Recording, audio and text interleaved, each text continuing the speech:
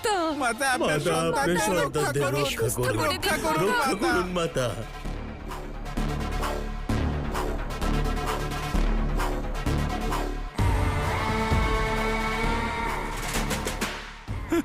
আমার কন্যা মূর্ছিত হয়ে গেছে মাতা, চোখ খোলো। মাতা রক্ষা করুন মাতা।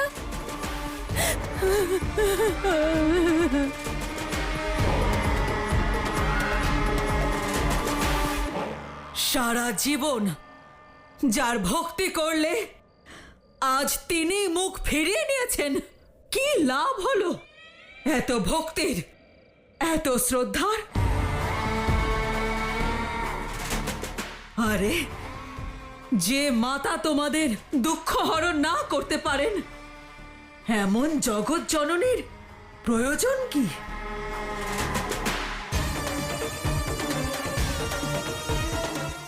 যেখানে যেখানে মাতার ভক্তি রয়েছে সকল জায়গায় এই সন্তাপ ছড়িয়ে কান্না কাটি, চিৎকার, হাহুতাশ, সন্তানদের এইরূপ জ্বরে কষ্ট পাওয়া। তোমরা সবাই কখনো ভেবেছ যে দেবী তোমাদের উপর রুষ্ট হয়েছেন কিনা?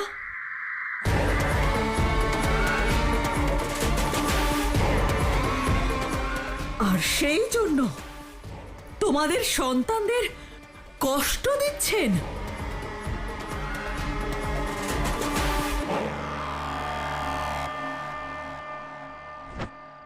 মৌন হও, মূর্খ তুমি। মাতা কি কখনো তার সন্তানদের উপর রুষ্ট হতে পারেন? মাতা কি তার সন্তানদের কষ্ট দিতে পারেন?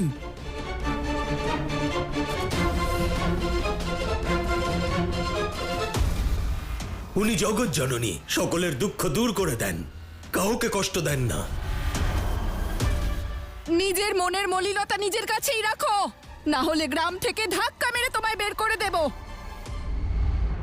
হ্যাঁ, হ্যাঁ, মারো, মারো ওকে, মারো মারো। ওকে। হয় তুমি মৌন থাকো, নয়তো নিজের বিনাশের জন্য প্রস্তুত হও। হ্যাঁ হ্যাঁ, মেরে ফেলবো তোমাকে, আমরা সবাই মারবো। হ্যাঁ, বের করে দেব তোমাকে গ্রাম থেকে, বের করে দেব।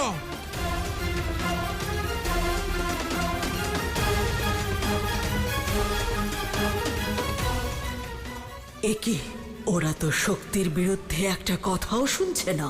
কলির প্রভাবে ওদের ভক্তি এতটুকু কমেনি। এ ভক্তি নয়, কলির সৃষ্টি, জরাসুরের প্রভাব।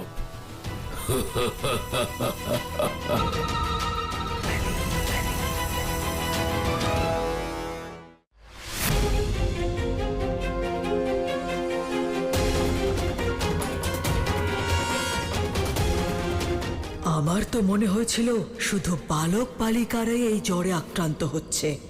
এ হলো উভয় দিক থেকে প্রহার।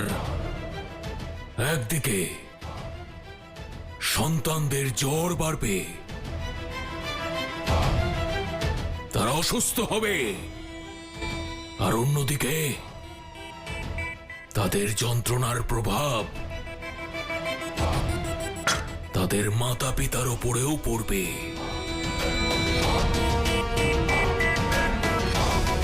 তাদের ক্রোধ বাড়বে, ভক্তি মলিন হয়ে যাবে। কলির আক্রমণ কাউকে ছাড়বে না, না শান্তি, না স্বাস্থ্য, আর না শুভ্রতা।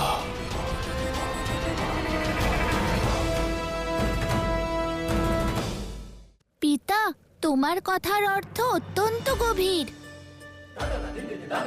কিন্তু আমি সবটাই বুঝতে পেরেছি।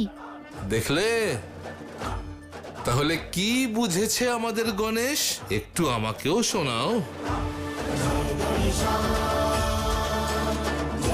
মুখে বলবো না, করে দেখাবো।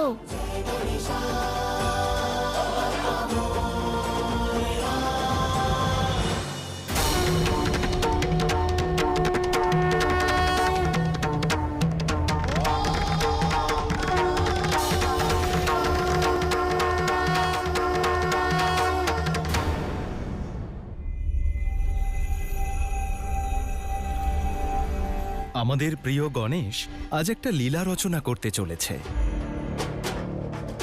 যা শুধুমাত্র কেবল মনোরঞ্জনের জন্য নয়, জ্ঞান প্রদর্শনের মাধ্যমও বটে। শ্রদ্ধা, সন্দেহ, জ্ঞান, অজ্ঞান, ভয়, জিজ্ঞাসা সবই এক শিকের 2 পৃষ্ঠ। ধৈর্যের দ্বারা সুফল পাওয়া যায়। অসুরেরা করলো শক্তির প্রয়োগ, দেবতারা করলো বুদ্ধির প্রয়োগ। কেউ বেছে নিল ভক্তির পথ, আবার কেউ নিল প্রতিশোধের শপথ। কেউ গাইলো শান্তির রাগ, আবার কেউ বাজালো যুদ্ধের নাদ। কিন্তু একজন যিনি একেবারে ভিন্ন, রং রূপ থেকে সদা বিচ্ছিন্ন, যিনি করেন না ভেদাভেদ ভক্তে বা শত্রুতে, না বিদ্বেষ করেন উনি কারুর কোনো কার্যে, তিনি হলেন জগতের প্রকৃত ধারক। বাম বাম ভোলা নাথ আমাদের।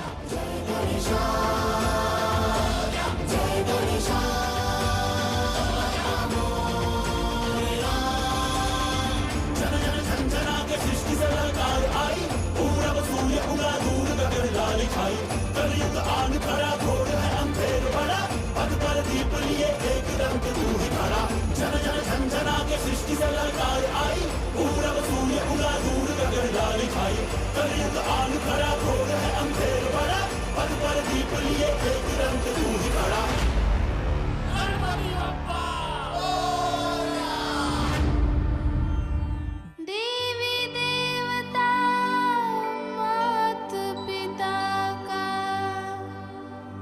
सर्वप्रथम करता हूँ वंदन। शिव सुत में धर रूप शिव का करने आया हूँ मनोरंजन। আমি হলাম দেবাদিদেব মহাদেব, সংসারের শিব। সৃষ্টিতে যে যখন সমস্যায় পড়ে, সমাধান আমাকেই করতে হয়।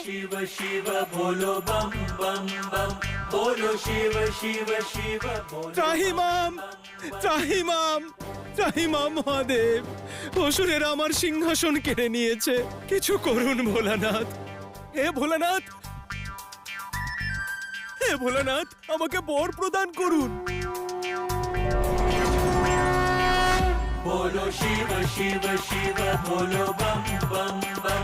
बोलो शिव शिव शिव बोलो बम बम बम।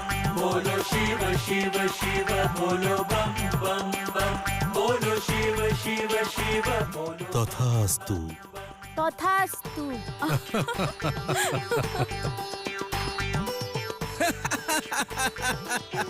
আমি হলাম অসুর। देव है भोला भाला, उनसे मैंने छल कर डाला। सत्य मेरा शिव ने ना जाना, दिया वरदान जो मैंने मांगा। सृष्टि का शिव मैं ही बनूंगा। কত ভোলা আমাদের মহাদেব, আমার সত্য না জেনে আমার ভক্তিতে প্রসন্ন হয়ে আমাকে বর প্রদান করলেন। এবার আমি করব সৃষ্টির সঞ্চালনা। এবার আমি হব এই সংসারী শিব।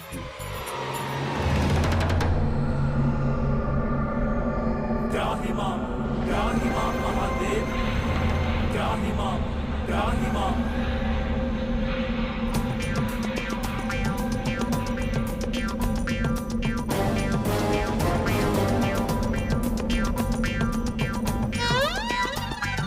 शिव को भोला भाला समझा, भूल गया वो है महाकाल। क्षमा करे अब छोड़ दे मुझको, कहीं ना धड़ से उड़ जाए भाल। ভুল হয়ে গেছে মহাদেব, ভুল হয়ে গেছে।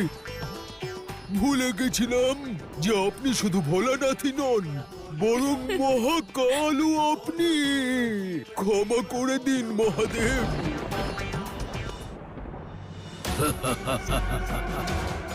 প্রলয়ের আরম্ভ, কলির কলিযুগের শঙ্খনাদ শুরু হয়ে গেছে।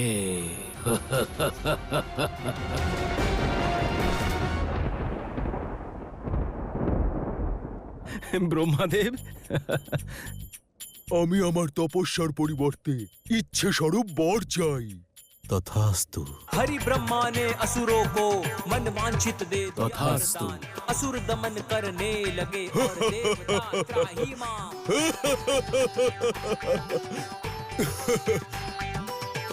এবার আমরা সমগ্র ত্রিলোকে রাজত্ব করব, আর এর সূচনা স্বর্গ থেকে করব। আক্রমণ!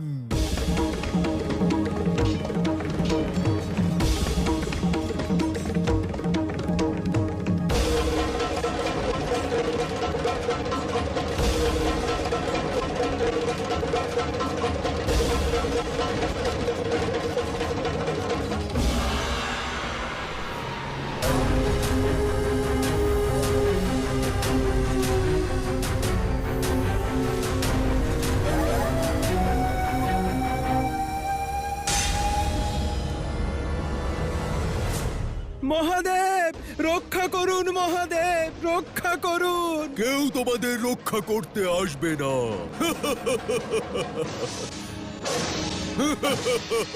মহাদেব,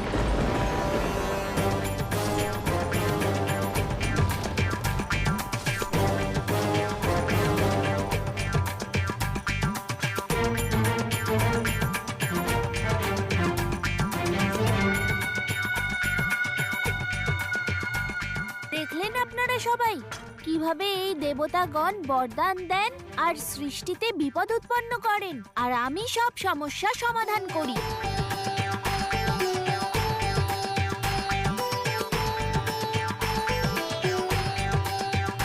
बोलो शिव शिव शिव बोलो बम बम बम।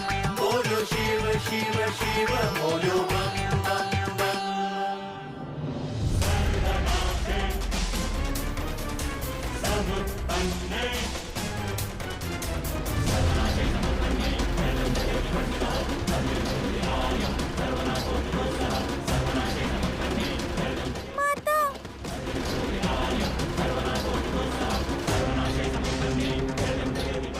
আরে আমার পুত্রের কি হলো?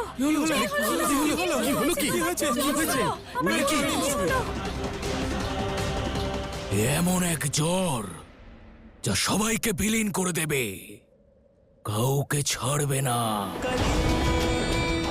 না মানুষকে, না দেবতাদের, আর না কোনো শুভতাকে।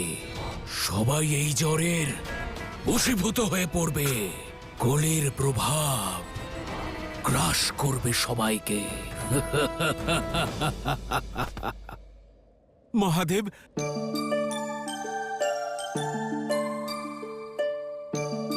মহাদেব, আমিও বরদান চাই। কি চান নন্দী? নৃত্যে আপনার মতোই পারদর্শিতা, এই বরই চাই আমি।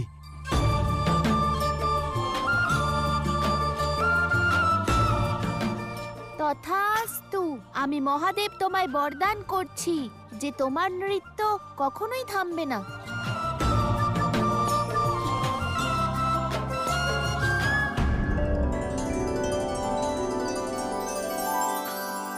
बोलो शिव शिव शिव बोलो बम बम बम। बोलो शिव शिव शिव बोलो बम बम बम।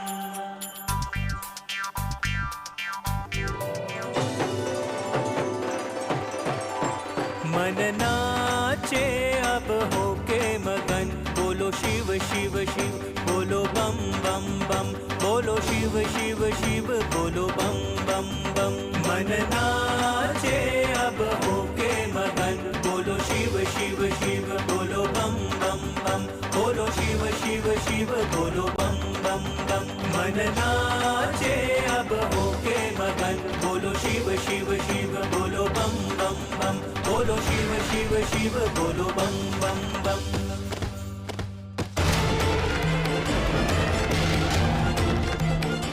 গণেশ! শ্রী গণেশ! শ্রী গণেশ,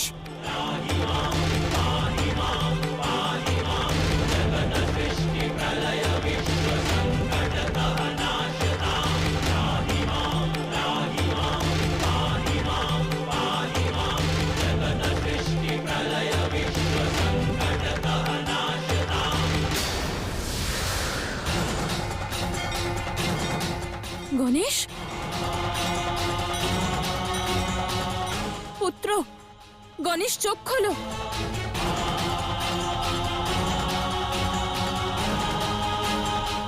গণেশ পুত্র, কি হলো গণেশ? গণেশ, চোখ খোলো।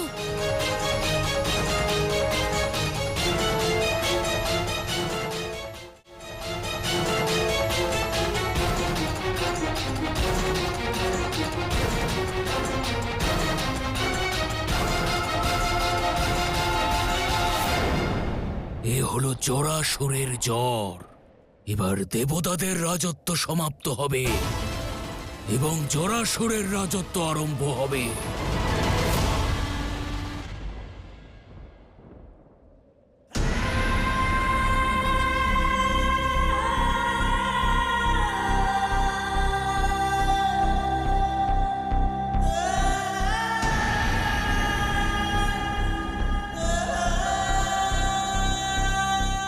এসব কিছু আমার জন্য হয়েছে মাতা। আমি নৃত্যে বিভোর না হলে এভাবে শ্রী গণেশের সঙ্গে অনিষ্ট ঘটতো না।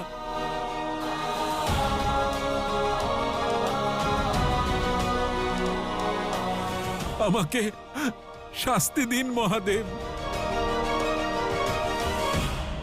এই সব দোষ আমার। এতে তোমার কোনো দোষ নেই নন্দী।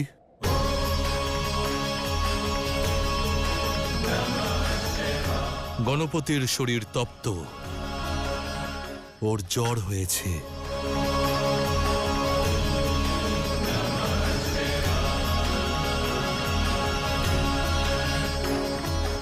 শুভতার প্রতি গণেশের জ্বর, তার মানে এই রোগ সাধারণ নয়।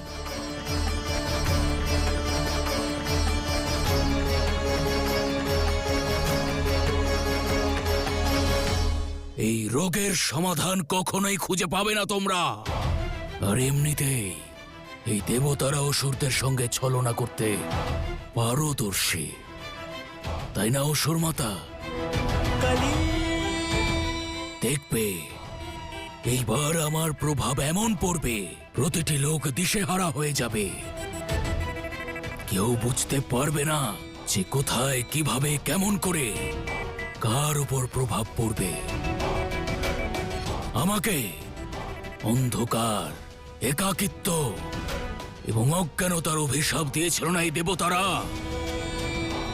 এবার আমি ওদের দেখাবো অজ্ঞানতার আতঙ্ক এবং কলির ধ্বংস।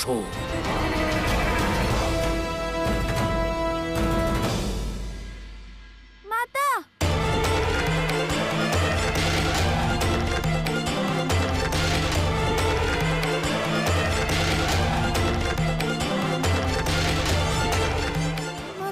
ধৈর্য ধরো পুত্র, তাড়াতাড়ি সুস্থ হয়ে উঠবে।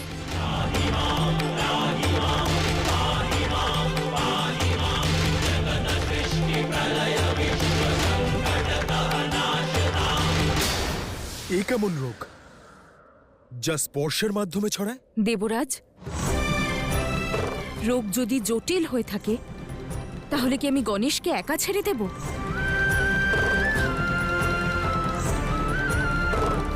উত্তর দিন দেবরাজ। যদি এই রোগ স্পর্শ দ্বারাই ছড়িয়ে পড়ে তাহলে কি আপনি ওকে একা ছেড়ে চলে যাবেন? না মাতা, কিন্তু একজন দেবতার রোগকে সমগ্র লোকে ছড়িয়ে পড়ার হাত থেকে বাঁচানোর দায়িত্বও তো দেবরাজের।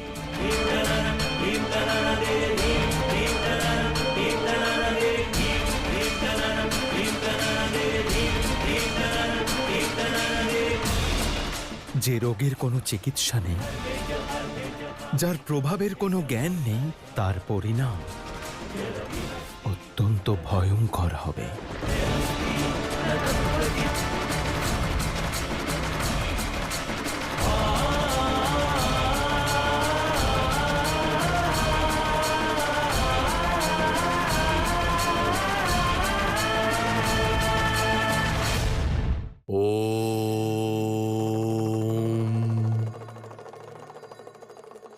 একটি বিশাল বৃক্ষ স্বয়ং সূর্যের তাপ সহ্য করে তার নিচে প্রতিপালিত ছোট ছোট চারা গাছগুলোকে ছায়া প্রদান করে, বর্ষার প্রহার সহ্য করে, কিন্তু ওই কোমল চারা গাছগুলিকে জীবন প্রদান করে। সেই জন্য বটবৃক্ষকে পুজো করা হয়। ঠিক এই বিশাল বটবৃক্ষের মতনই হলেন মাতা। মাতার কোলে একটি শিশু সর্বদা খুশি কেন থাকে? কারণ একজন মাতা সেই শিশুকে কোনো কষ্ট সহ্য করতেই দেন না, ঢাল হয়ে তাকে সুরক্ষা প্রদান করেন। আর একদিকে রয়েছেন আপনি, যে জগৎ জননীর উপস্থিতিতেও নিজের ভবিষ্যৎ নিয়ে চিন্তা করেন। যখনই আপনার জীবনে যে সংকটই আসুক না কেন, জগৎ জননীর দিকে এগিয়ে যান।